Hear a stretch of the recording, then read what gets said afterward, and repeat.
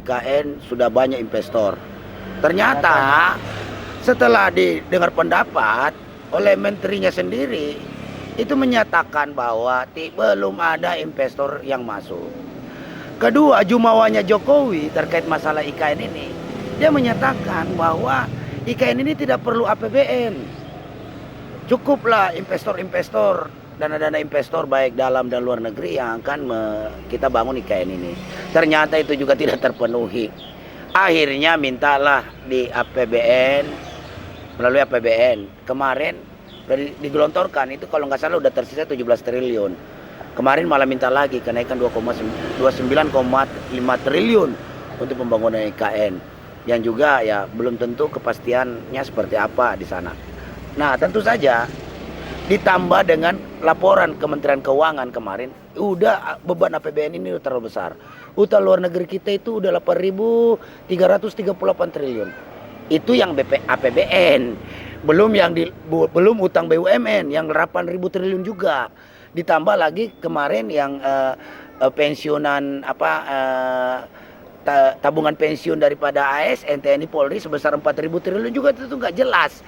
Jadi total utang luar negeri kita ini, utang negara ini udah 20.000 triliun lebih. Ini udah jauh daripada undang-undang utang luar negeri sendiri yang mengisyaratkan hanya sekitar 30% lah dari APBN itu. Tapi yang terjadi seperti ini. Nah, belum lagi beban utang jatuh tempo 2025 itu 800 triliun. Nah, sekarang Jokowi mau bayar pakai apa? Akhirnya muncullah tiba-tiba ini ide lagi yang gila. Ide gilanya ini adalah tapera. Minta 3%, 0,5 dari pengusaha, 2,5% dari pekerja. Ini memang Jokowi ini goblok bikin kebijakan. Kenapa saya bilang goblok bikin kebijakan? Dia berupaya untuk mendapatkan pajak dari penghasilan kaum buruh, tapi kaum buruhnya dikasih upah murah. Kemudian memudahkan PHK, orang outsourcing, PKWT, magang, orang-orang gak pada PHK. Lu janji 10 juta lapangan kerja kan tidak terwujud. Yang terwujud hanya lu menciptakan 3 lapangan kerja, anaknya dan menantu jadi wali kota 2 orang, 1 orang anak ini nanti baru mau dicalonkan jadi wakil gubernur katanya. Nah, jadi ketua umum partai. Jadi Jokowi cuma dari program 10 juta lapangan kerjanya itu hanya menciptakan 3 lapangan kerja. Jadi masih ada utang 9.999.997 pekerja di ini rakyat Indonesia yang mendapat kerja. Ini kebohongan Jokowi. Lagi-lagi kebohongan Jokowi. Lu sinting amat bikin kebijakan upah murah, gampang PHK. Terus lu mau minta pajak dari mana? Oh nente goblok.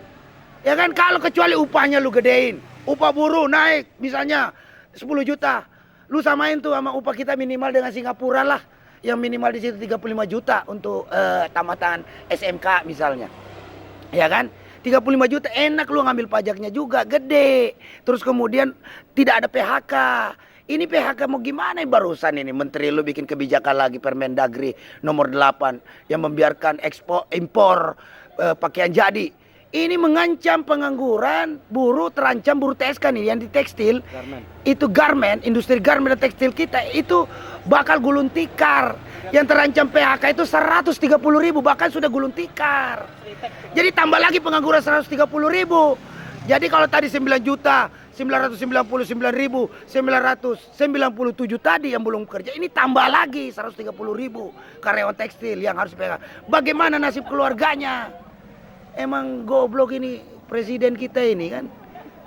Goblok banget, ente bikin kebijakan tidak berlogika gitu loh. Ya kan? Gimana mau logikanya? Harusnya kalau mau dapat pendapatan misalnya nih. Kemarin THR taruh kata oke lah.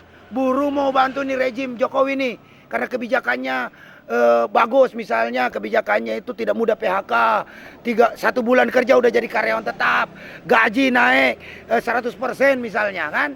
Ambillah taruh kata THR kemarin. Kalau gaji rata-rata buruh itu 10 juta, lu ambil 10% itu 1 juta satu orang. Bayangkan. Jadi kalau dari pajak aja buruh aja misalnya 130 juta, lu udah dapat 130 triliun dari pajak upah. Lah ini apanya lu mau pajakin, yang ada kami buruh ini tekor. Ya kan? Gajinya tadi cuma naik 1,09. Lu potong pakai tapera 2,5%. Ya kan? Terus lu pajakin pengusaha. Lah, impor lu biarin. ya kan? Kemudian pajak-pajak pengusaha-pengusaha lokal yang ada di Indonesia ini lu persulit. Ya kan, mau izin ekspornya lah, izin impornya lah, lu persulit semua. Ya gimana mau maju tuh perusahaan? Ya kan?